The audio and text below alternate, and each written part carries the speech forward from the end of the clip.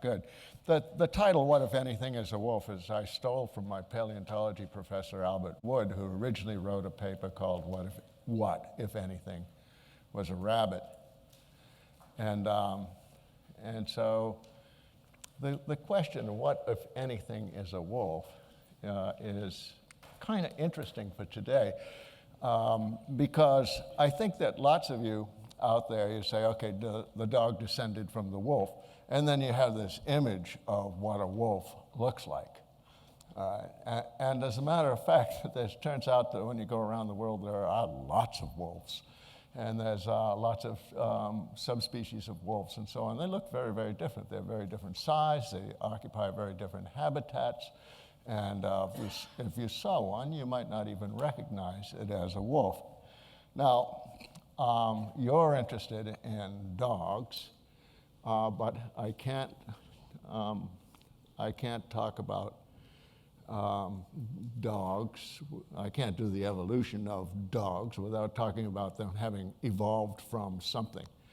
Now, I like to start off and say, by the way, when I read the dog literature these days, everything starts off with man's best friend, and it's man's best friend, which all scientists now agree descended from the wolf. And where does that information come from? Why do you all just parrot it down the line? And I want to show you how actually, the scientific community gets to some point where all of a sudden the popular community adopts something and then just goes on and on and on with it. So if you'll bear with me, I'd love to go into the science a little bit of how statements like, where does the dog come from? Does it really come from wolf? Now, the other thing that you see, the first sentence in every is that man's best friend is the most diverse animal in the world, most varied animal in the world, and that seems to become a classic. And I wanted just to tell you, I was sitting in the Minneapolis airport 2 days ago, and I was watching people go by, and dogs don't have anything on people. They don't have anything on people. There's every one of those characteristics that you look at in your kind of modern breeds of dogs, I saw at the Minneapolis airport and with people. And the only difference is that you're not breeding people for those characters. All right, so what happens is somebody comes up with a little mutation somewhere along the line, dwarfism, with the short legs and so on, a miniaturization, a gargantuanism and so on. And then they say, oh, look at this, and they start to breed to it, and they develop a new breed. And so you look at them and you say, okay, there's 300 breeds of these animals out there, so that they're the most varied animal in the world. And that's just silliness. When you walk around in nature, you find, did it go? You find all the same color patterns. This is a herd of deer down on the Maryland highway, and obviously they've had some saltation, some move or something like that. They end up with a coat. Now, if I went and captured those deers and I bred up piebald deer or something and claimed them a new breed, I could start doing that, and I would say that deer were the most varied animal in the world. I probably could get short-legged deer and short-legged horses, or miniature this or miniature that. Come on, it's just they're random mutations that show up in every population, and if you just capture them and then breed it up, you've got yourself variation. Here's another one. This is one from, sorry it's a little out of focus, but it was a squirrel in Arkansas, And so when did the people in Arkansas first start to capture squirrels and breed them for these various characters? No, these appear in nature all the time.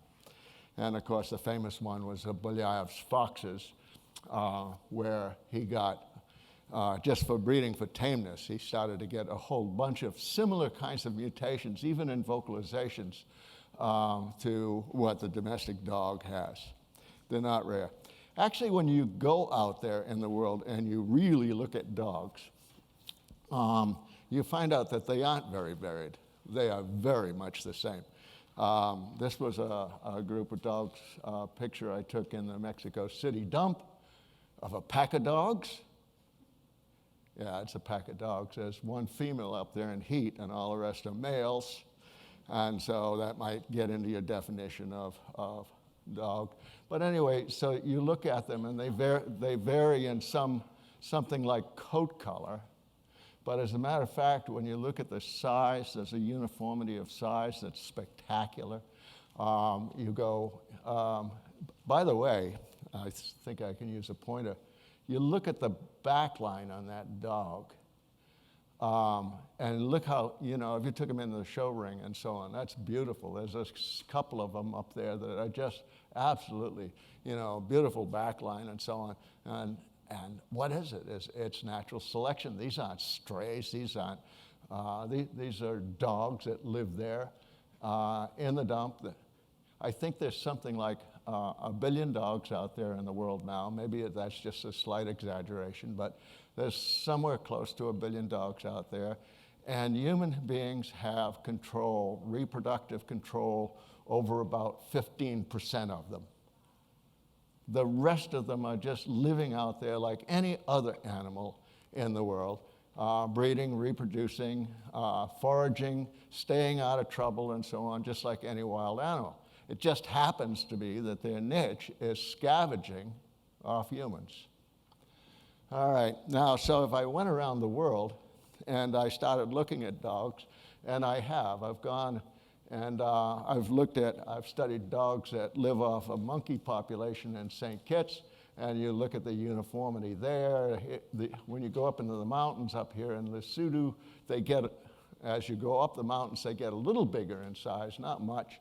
Senegal, Liberia, Pemba, Portugal, I don't care where you go, there's the same little dog out there. I could have crowded that picture full of monasteries in Thailand or whatever, and you'll see the dogs, and that's the dog. And they vary very little. They're about 30 pounds, and that's significant. When we come back and we look at those dogs, I want you to remember that they weigh 30 pounds.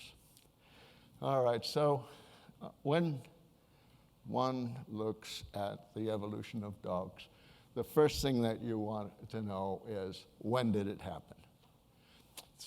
You go back in the history of the world, and at some point, there are no dogs. And then, all of a sudden, there are dogs. So that's the first question. When did it happen? The second question is, where did it happen? And you know that there's various, from Adam's talk this morning, that there's various kinds of theories of where it might have happened. And then, how did it happen? How did it happen? It oftentimes becomes just so stories from when it happened. Somebody will say, well, dogs evolved 30,000 years ago, and everybody will say, well, why did it happen then? And so they go off and they make a whole bunch of just so stories about whether the dog was originally domesticated. And there is your word, you say, the dog was domesticated. Are you sure that the dog was domesticated? Are you sure if any of the animals were domesticated? Or are they just domestic animals? Now, the sparrows in my yard, there's a species of sparrows in my yard called Passer domesticus, all right, the English house sparrow. And all it means is it lives with people. So a domestic animal is an animal that lives with people. A domesticated animal is something different. And you always have to watch and listen for that. Now, there's 3 ways that that scientists study the evolution of dogs.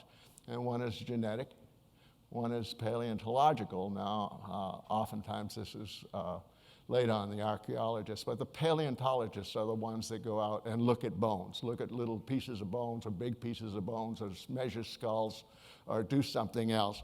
And so we want to talk about the archaeologists that are really paleontologists and what they found and where they found it.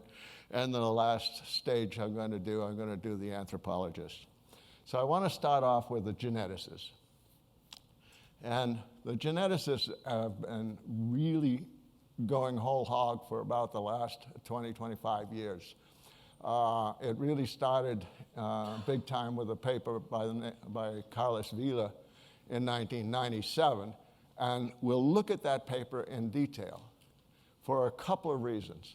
All right, here's what you want to know. Adam already told you. What you want to know is you want to know how many years ago the split came between coyotes and red wolves.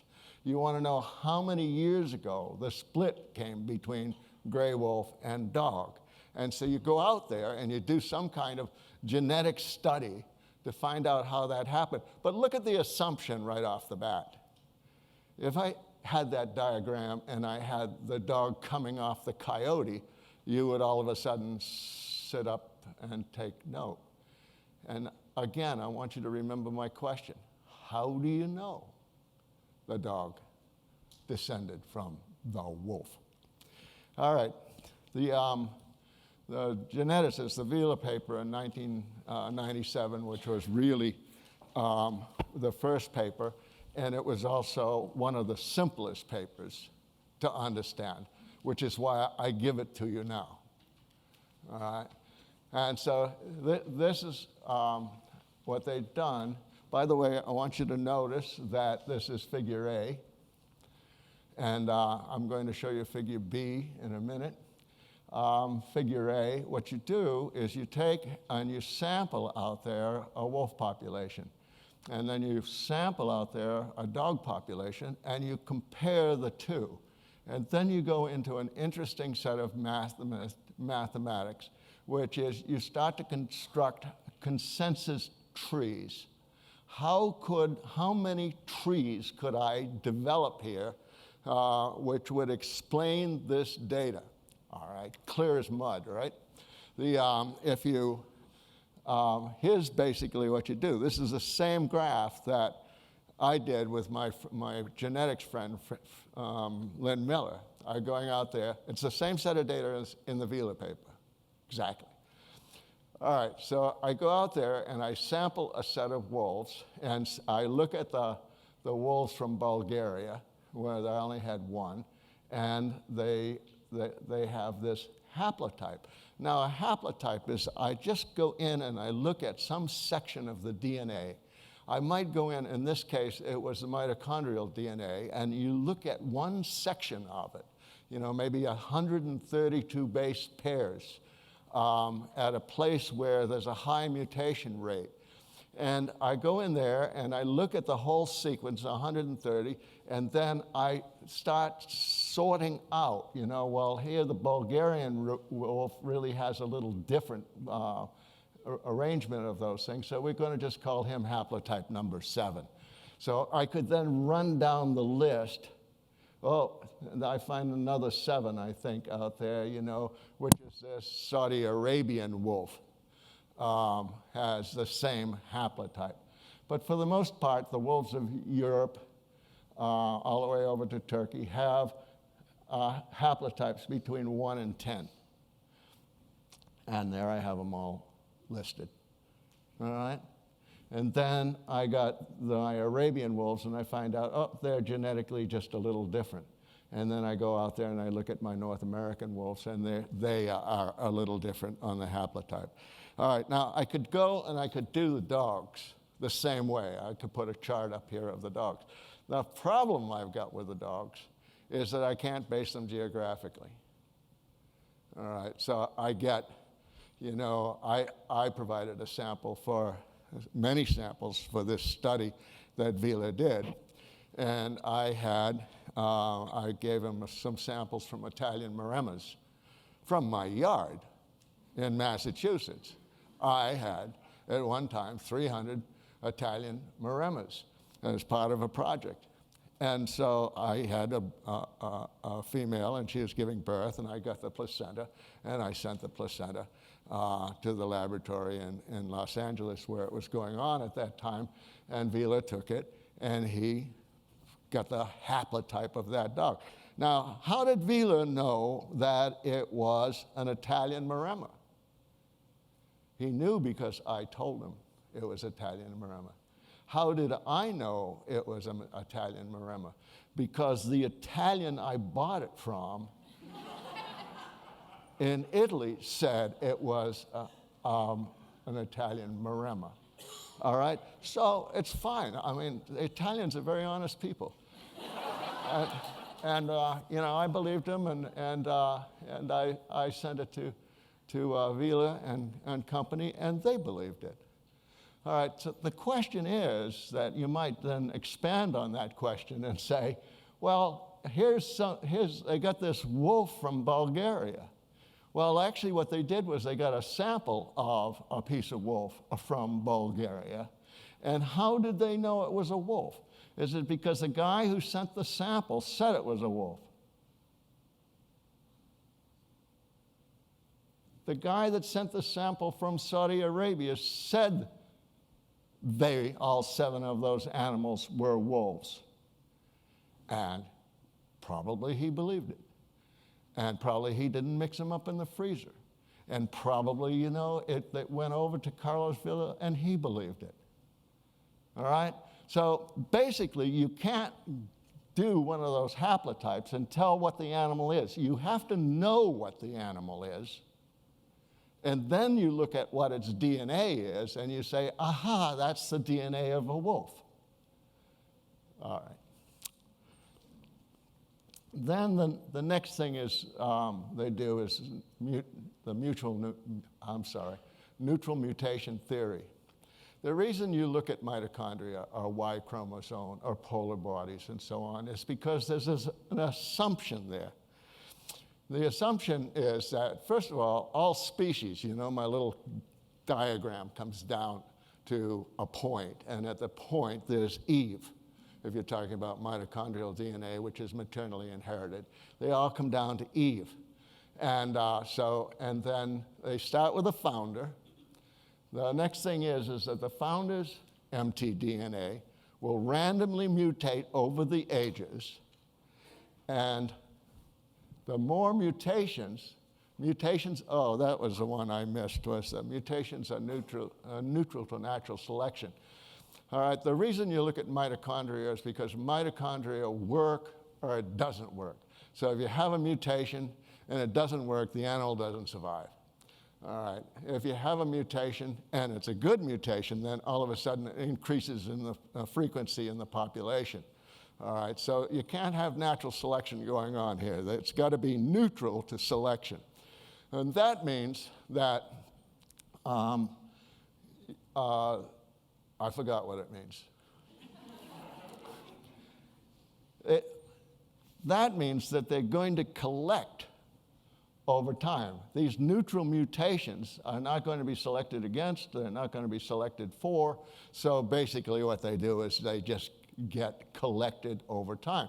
So the thing that you want to watch there is that if you're looking at, say, a wolf population, you're going to suspect that there's going to be more mutations in the wolf population because it's the older species than there would be in the dog that evolved from the wolf. All right, so far, clear as mud. So the more mutations that you have present within a population, the more time has passed since that founder. That's what they're doing. So that's what they're doing here is they're looking at the mutations and they're seeing how many mutations and where those mutations are taking place, and they're arranging these animals in some kind of order.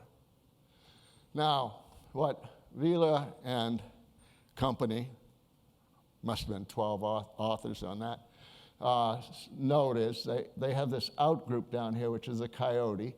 And so from the coyote, somewhere down there, there's a founder, and it splits from coyote to wolf. And then you have all these wolves, you have a few dogs in there, so on. You go up, and as you get a more and more recent population, finally you get this clade 1 up there, and it's all dogs. All right? So here you say dogs evolved from wolves. That's where the information comes from. And then all of a sudden, all scientists run around and say, now we all agree that, dogs descended from wolves. Now, that's interesting. If you go back and I actually went back and did the math on this, and it's not statistically significant. I could have done that. I could have done the consensus tree. I could have come out with a lot of different trees. Why did they pick this one? I have no idea why they picked this one and so forth, except that it supported the hypothesis that dogs came from wolves. All right. Now, the other thing that comes up is that all of a sudden you find you find some other haplotypes. Here's this little D6 down here, and it's right next to W6. There's a dog and a wolf with exactly the same haplotype. And so the paper says, well, they're hybrids. Somewhere along there, they hybridized. Well, that's interesting because there were 20 dog breeds, including the Mexican hairless, including my Italian Maremma, Lena. She was a nice dog. So, including Lena, that had the same haplotype with wolves that came from southern Romania and Russia.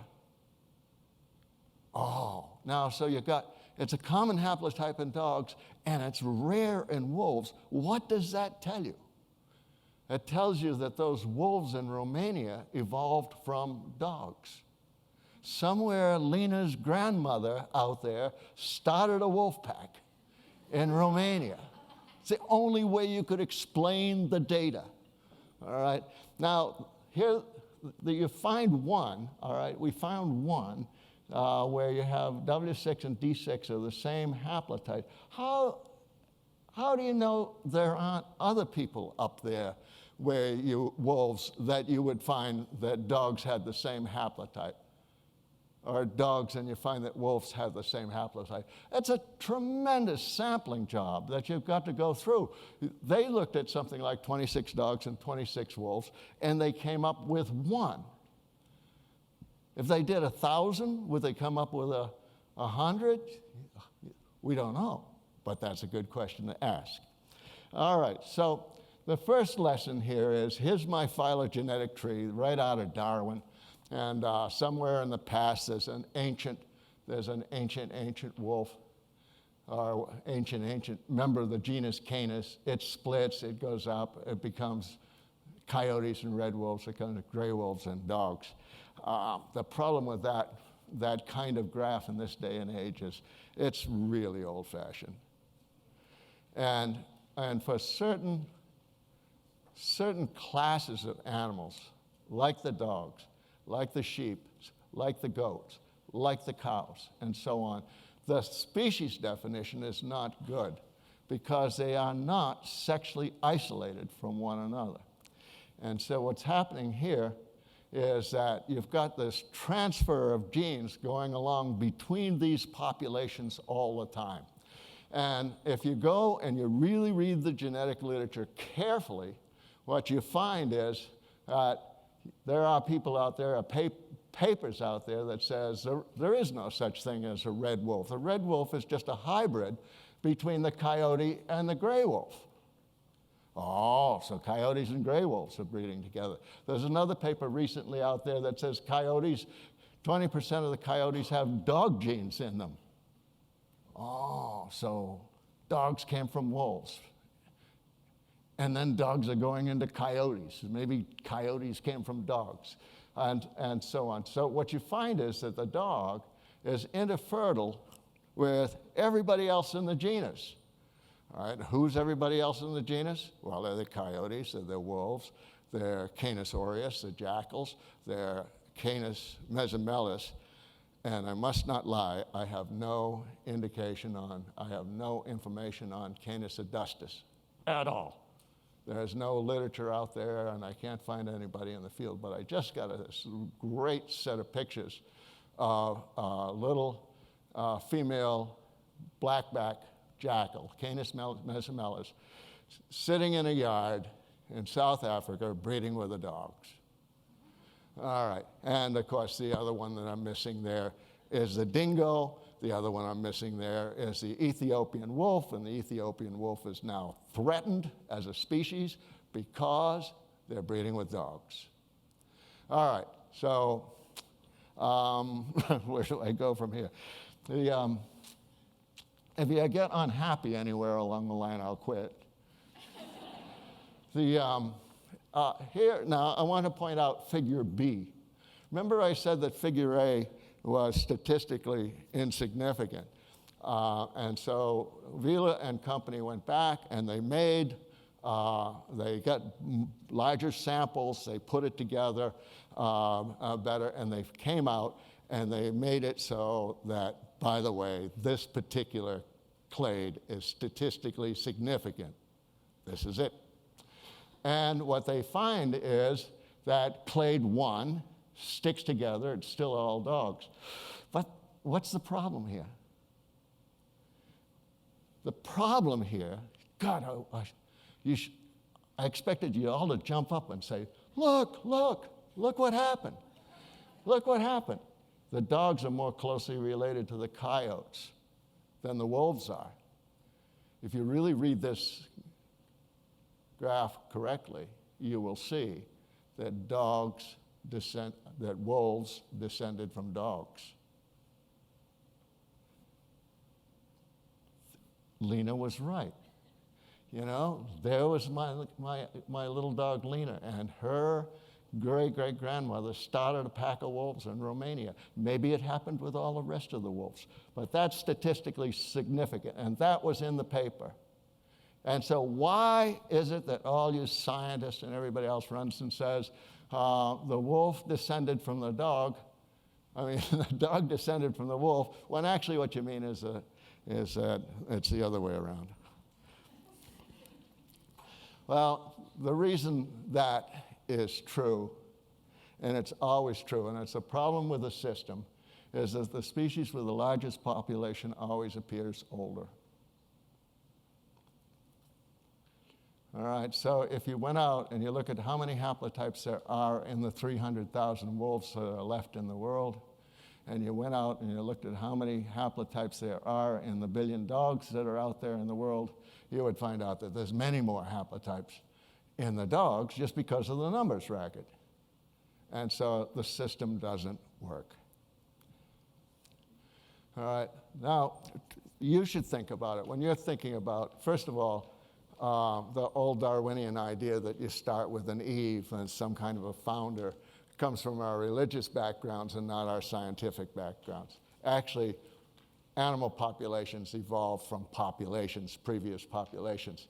So this is one of those cases where we got, This is one of those cases where I got sick of drawing little circles and lines between them, having individuals come up and breeding them.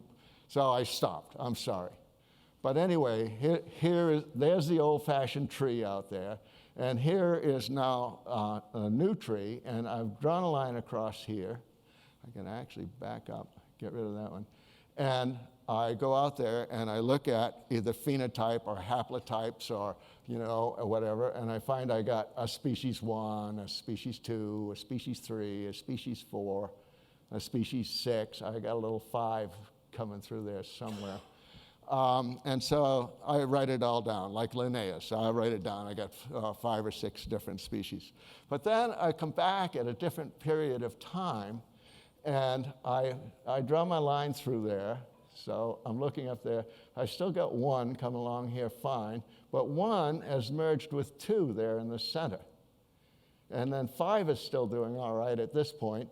3 and 4 have come together and merged, and 6 is already doing right. So I would just merrily keep going on up the line. And so here, up here, we've got species 1, 2, and 5 now have merged together. Species 1, 3, 4, and 6 has merged together. 1 has come in from both sides, all right, and I got 2 and 5. Now, if you're out there and you're counting haplotypes and saying, here's a species, well, I'm going to call this coyote. Well, you know, what are you calling coyote? Are you calling that coyote? Now you're going to follow those genes down through time and back and see who they came from? It's just a silly concept. I'm sorry. What I did this phylogenetic tree. This is a phylogenetic tree of all the dogs, wolves, coyotes, and whatever. And so on the y-axis, you got time. Down here, you got geography. You got some place. And you have these populations of animals coming along. Now, I don't care.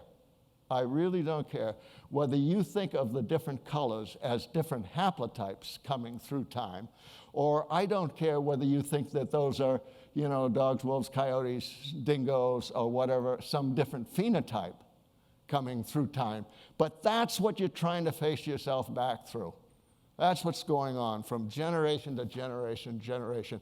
It's, you know, this wonderful flow of genes. Gorgeous. I had a guy made a canvas out of it, and I have it hanging on my wall just to remind me every day. You know, don't go with the idea that simply you can follow the pathway back. All right. So let's just go back and see how our neutral mutation theory is working. First of all, it says mutations collect over time. And all right, so think about that. Here you got mitochondrial DNA, and you got Eve, and she has, so one of her daughters has a mutation, and then it goes a couple more generations, so you have now 2 haplotypes. And it goes through a couple more generations, and some great-granddaughter has a mutation. Now you got 3 haplotypes, and so on. That's going. So, and they collect over time.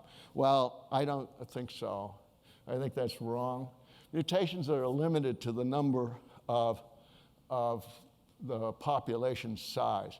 So if I'm out there and I'm looking at a population of wolves, the population of wolves in the world is about 300,000 right now. So I can't have more than 300,000 haplotypes.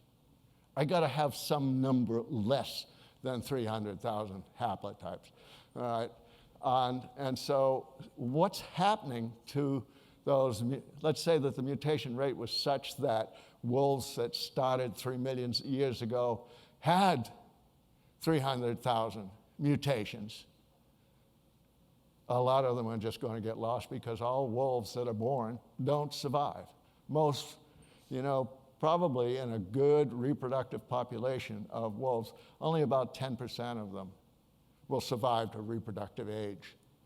So all those little mutations are being lost all the time. And it was called, back in 1950s, a guy by the name of Sewell Wright worked that all out, you know, what the problems with genetic drift are over time. I'll do it for you another way, and maybe this is a little complicated. I've got some geography out there, and so here's the world, or here's North America, or here's something. So let's run my graph so that the top one is older, and so we're moving down. All right, so I have this population up there, and that population is going to grow into this population. Is that clear? All right, and you look at this population, it's mostly little green bodies and so on. There's a few black or red, whatever they are, and they go down, and then through time, they become this larger population. And we've got more different haplotypes now, all right? That's the theory. All right, but if you now turn around and go the other way, let's say this is the older population, and that's the younger population. I mean, that's the older population. This is the younger population. What's happened is that they've all got rabies or something. They all got distemper. They all got some disease. It was a bad year, and they starved to death. And so populations, you find, over time go up and down, up and down, up and down. And the dogs are notorious for it. All right? I've studied dogs in Africa for years and years and years. I go to some place, oh, God, I'm going to go study them, and there are none. All right? And I say, what happened? And my friends say, oh, we came out one morning, they were all snapping at flies, you know, and stuff like that. They were showing signs of rabies or something. So we went through and we killed them all. And that happens. You know, you find places in history where, first of all, even in your modern dogs, like your foxhounds and so on, the big scourge in a foxhound pack in the early 19th century was that they'd all get distemper, and you'd lose the whole pack. The population would go down. All right, so when the population goes down, what you've done is you've lost a whole bunch of haplotypes. So if you're taking that population and you're trying to trace it back through time, or up through time, whichever, you see you can't go there because you're losing them all the time. The mutations are not collecting over time. All right. I'm sorry. Interesting stuff. I must move on. The story here is that if I look at the genetics, there is no genetic evidence for how old the dogs are. I can't answer the question when or where with any system of genetics that we have today. Just forget it. Take it out of your papers. Don't ever mention it again. All right? Now, that isn't just me saying that. You know, Clive sent me a paper a week ago where they had this very same discussion in Nature News, which is very, very reputable news, Nature being one of the famous journals. And the geneticists don't agree with each other. Nobody agrees with them. And as a matter of fact, what the point of that article was is that the geneticists have given us nothing on the when and where so far. Now, in that article, a week and a half ago, what's his name, Greg Larson said, well, I know we might be all wrong.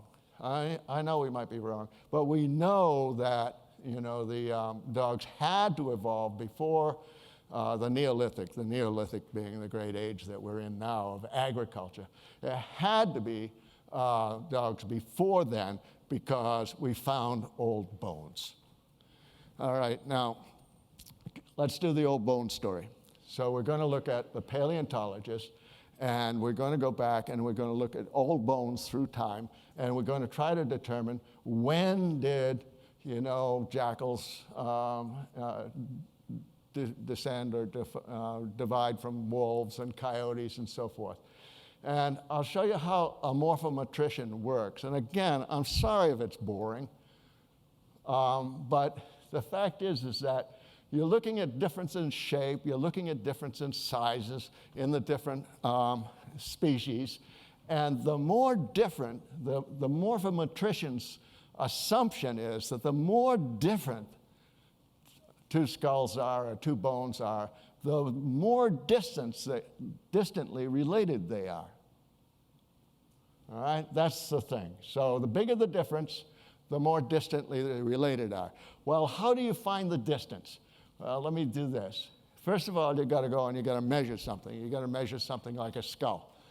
And so here's an experiment that I did with my students a long time ago, is that we labeled all those points on a skull. And we measured them. We measured how far each one was from every other one. It's more tedious than some genetics work. Now, look at the right-hand figure over there. And on the right-hand figure, I'm asking the following question. I've made a borzoi skull, a dolichocephalic dog. I've made a borzoi skull the same size as a pug skull. And what I've asked in the question is, if I took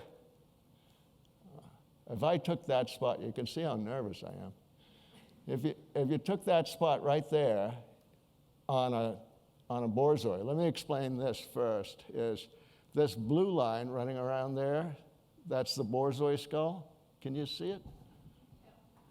And the red line on the outside is the pug.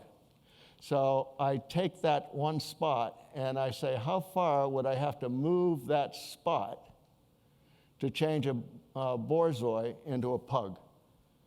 Fair enough? All right, then I take the next spot, and how far do I have to move that? And so each of those light blue lines is how far I have to move the spot to change a pug into borzoi or the other way around. All right, then what I can do is I can take the length of all those lines and I can add them together in a long string, and I can measure the total. All right, now I'm going to say the animals with the biggest distance between, the biggest totals of all, are the ones that are more distantly related. That's essentially what a morphologist does. Now, if I took a wolf and a border collie and I made them the same size, overlapped them, look at the length of my blue lines. I can't even see them here. There's a blue line. There's a blue line. I don't know, is that a blue line? I can't tell.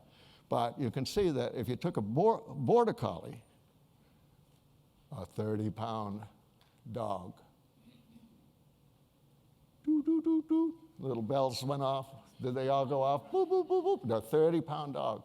And I made it the same size as a wolf skull. As a matter of fact, they overlap beautifully. There is no real difference. Now, I'll show you how that works. So in this case, I've done the exact same method where I've taken all the little blue lines, I've added them together, and then I look at them up here. Mesatocephalic is just a skull like a border collie. It's a normal skull dog.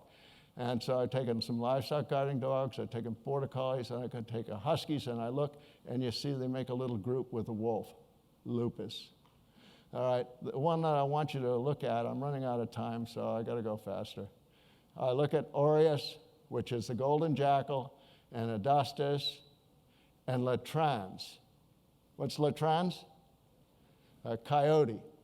All right, so all of a sudden, in this kind of graph, it looks like the coyote is closely related to the golden jackal and the side-striped jackal. Wow, that's interesting.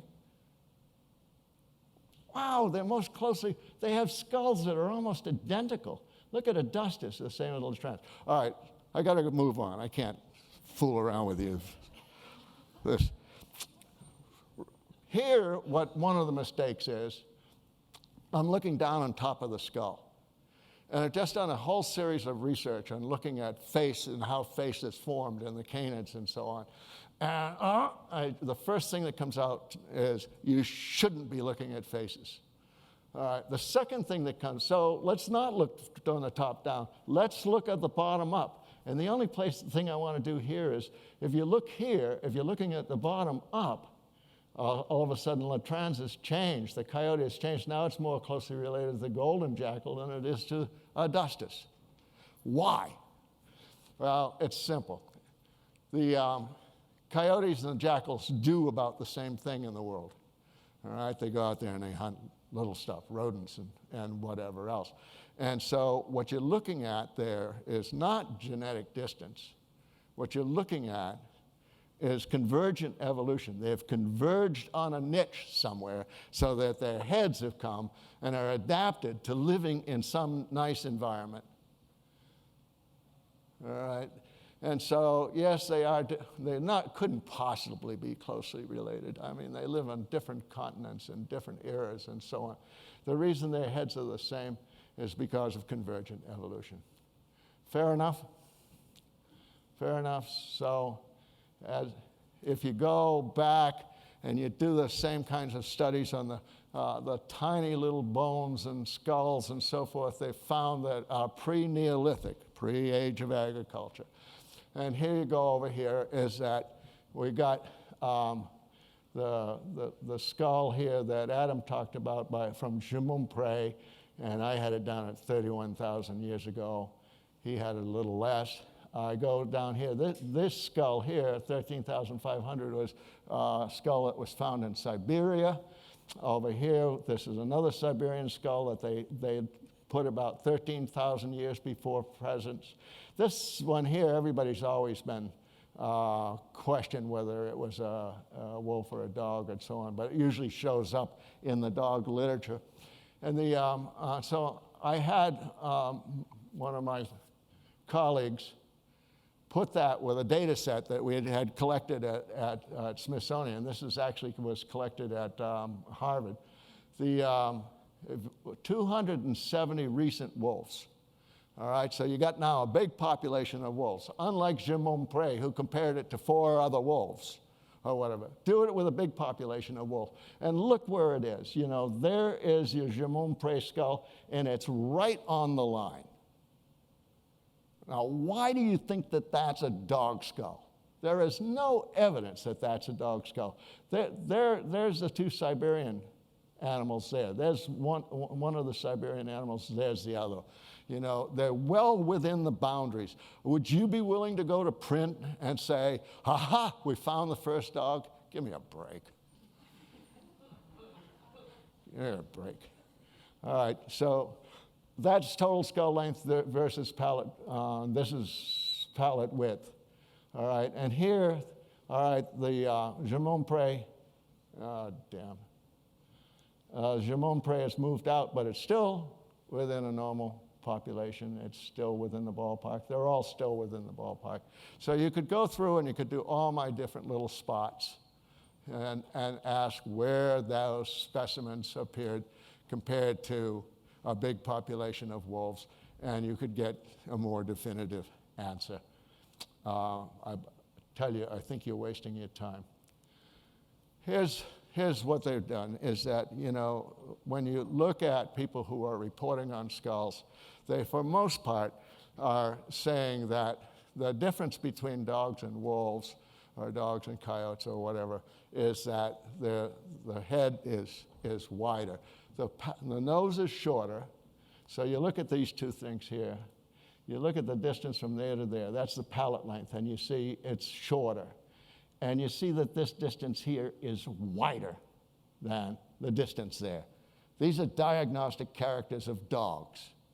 All right, then you go down. The other great one that everybody goes with is the overlap in the tooth. You see dental overlap there, and you don't see dental overlap there. Those are the measurements you're making in order to determine a dog. What's the problem with it? The problem with it is that those are both wolves. They're both out of the Museum of Comparative Zoology at Harvard.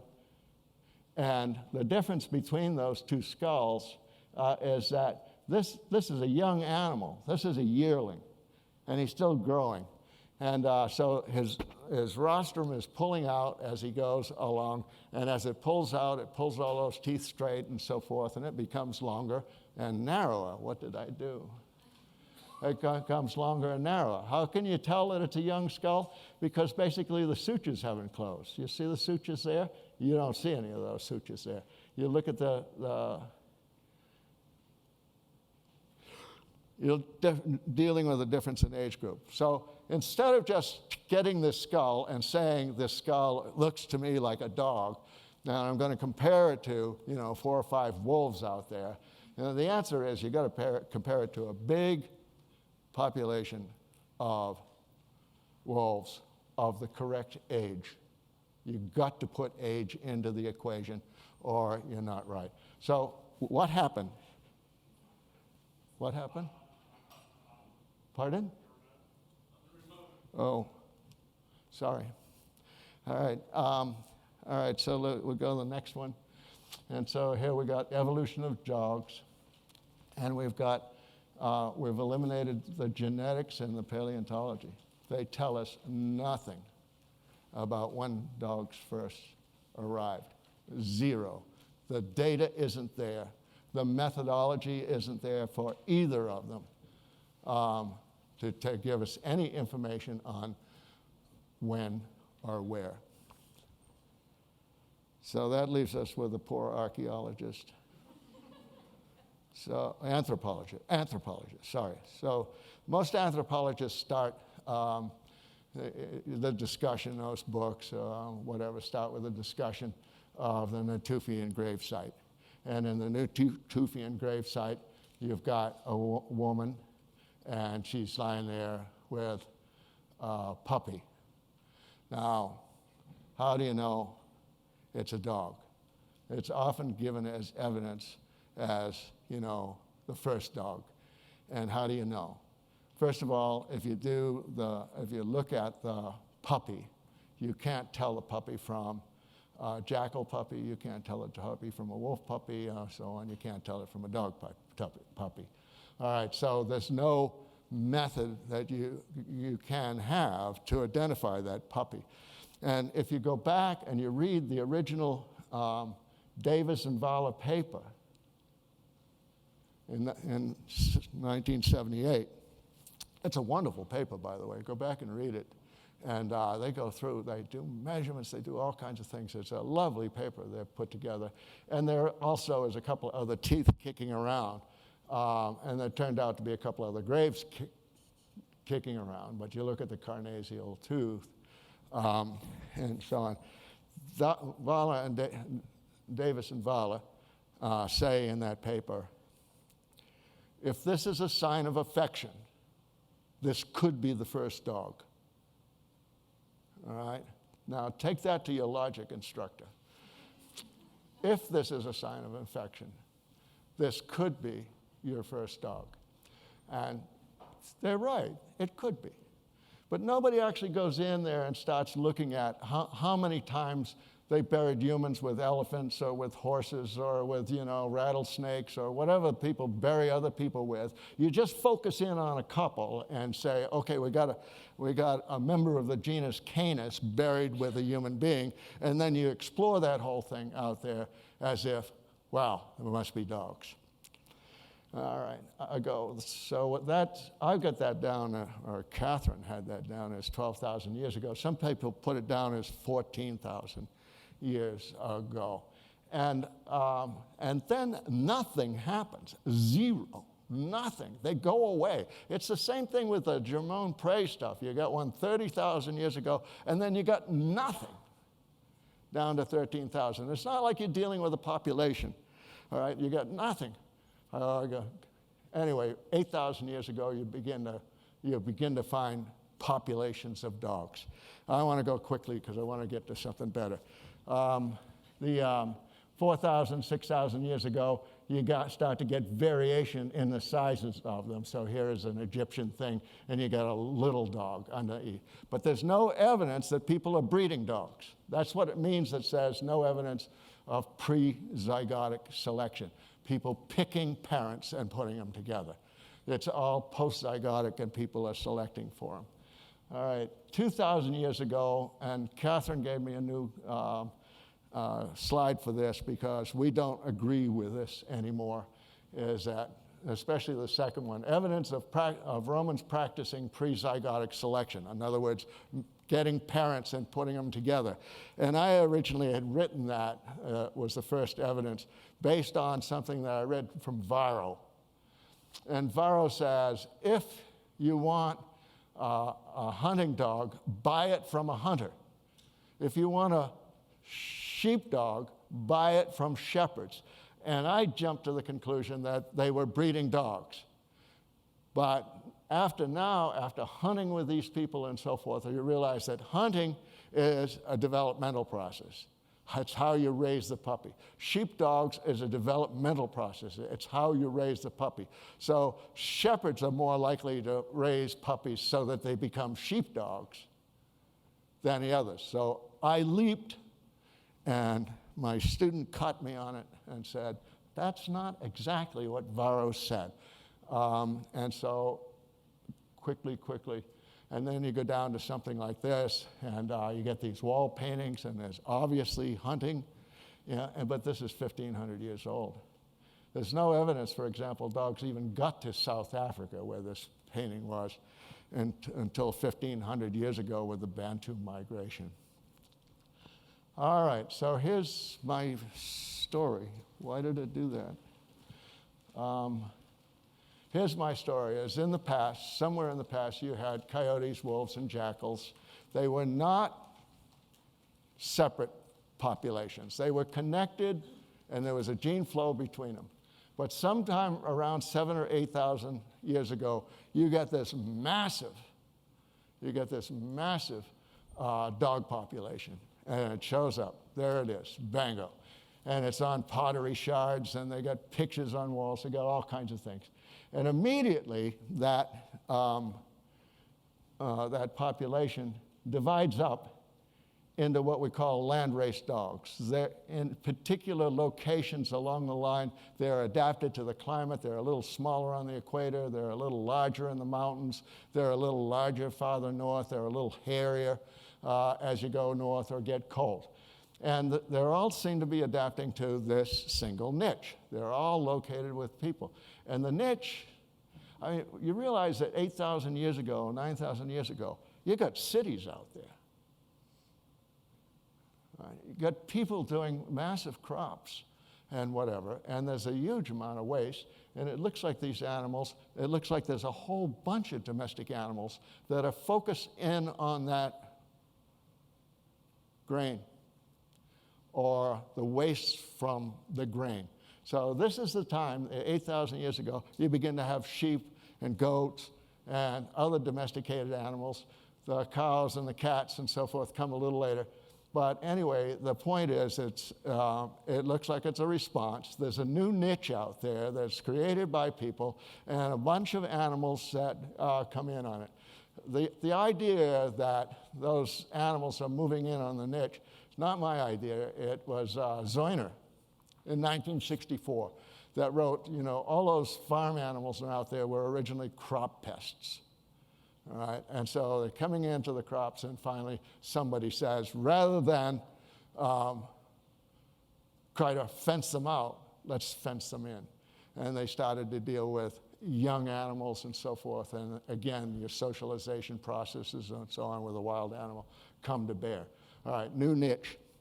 Now let's see, I got one. I think that's the last one. Sorry about this. All right, so now in this diagram, I've got this massive population of dogs. You call it 1 billion dogs and so on. And out there, I've got smaller populations of jackals and wolves, and I've moved them right into that dog population because we know they're not sexually isolated from that dog population. And what you've got there is you've got flow of genes going back and forth between the coyote and the wolf populations, the village dogs and whatever. And then you've got people that, you've got artificial selection where people are adopting animals from the village dog population and sexually isolating them into little piles of dogs, all right, which you then call breeds. You call the most varied animals in the world.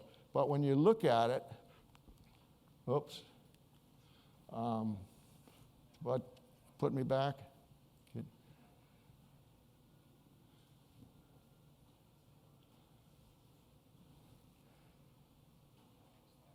Terrible mistake. I can't go back. Never go back.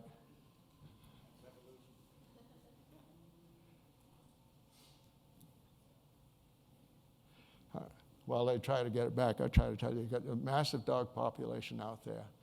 And you've got then people sexually isolating. Oh, here they, yeah, good, thank you.